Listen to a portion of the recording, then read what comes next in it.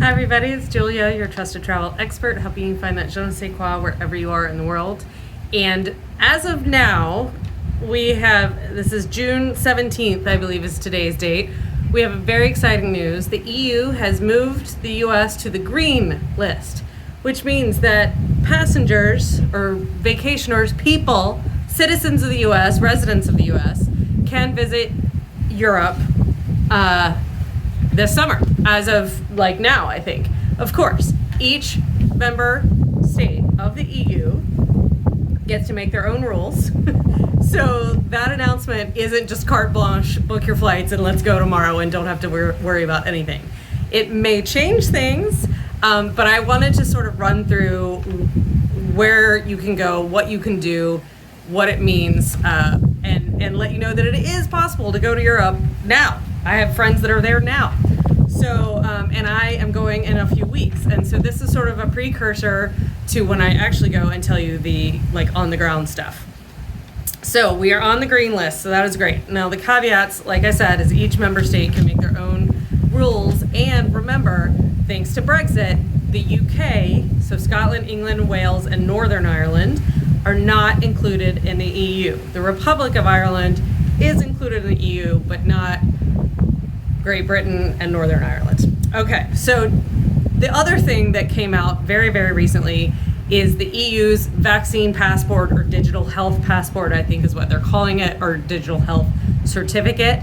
That seems like it will be, they want you to start using it as of July 1st. So since I'm traveling in July, I'll be able to tell you exactly what that means and exactly what it requires, because again, every member state is a little different. Some require vaccination, some do not. Some require vaccination and a COVID test before you arrive and when you arrive. Some only require a negative test result to be able to get in and you're good to go. Some have forms, like basically contact tracing forms, that they want you to fill out before you arrive or upon arrival.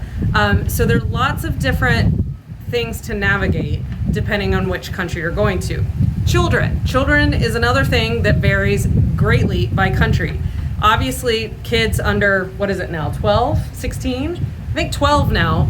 Kids under 12 are not eligible for any vaccines yet, right?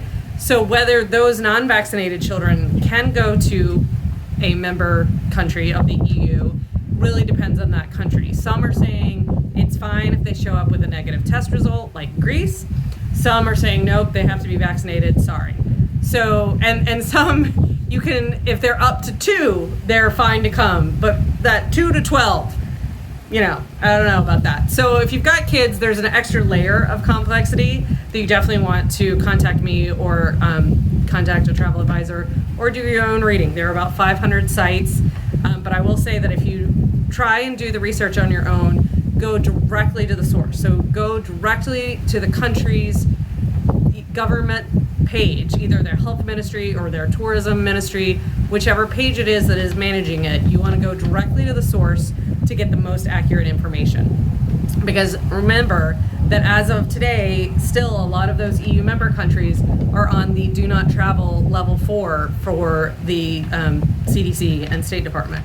So it's kind of ridiculous. Let me see if there are other details. Most of the countries that require a negative test result, for the most part, I'm seeing that if it's a PCR test, it needs to be taken within 72 hours of your arrival into the country, although some are also accepting rapid tests taken 24 to 48 hours before your arrival in the country.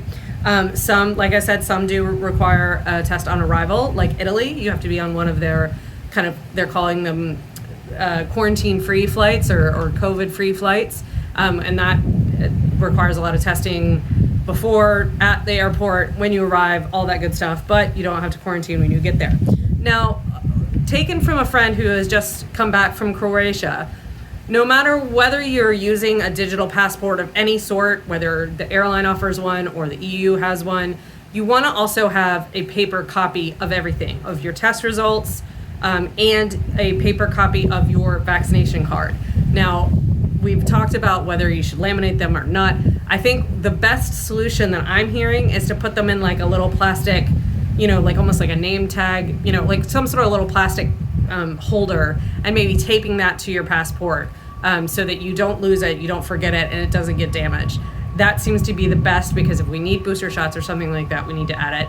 And if they need to see the originalness of it, that's better than having a copy. But while you should have your paper original copy with you, you should also have a picture, a digital copy of it, a picture saved to your drive or on your phone or something like that. Copies, all the different options, just so you can sail through whatever surprises may happen at the airport.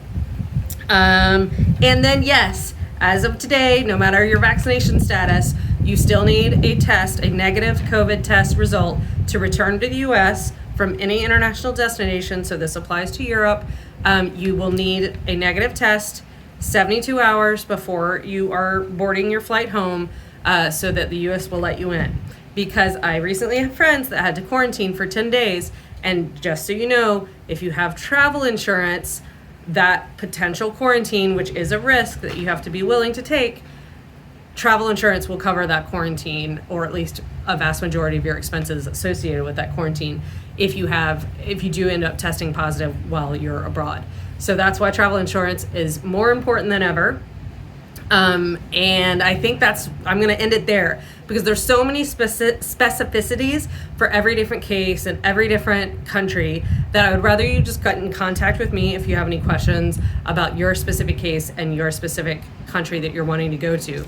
But I will tell you, from some meetings I've had with Parisian suppliers today, I spoke with the Ritz. Their bookings for September of 2021 right now are equal to the bookings that they were having in 2019.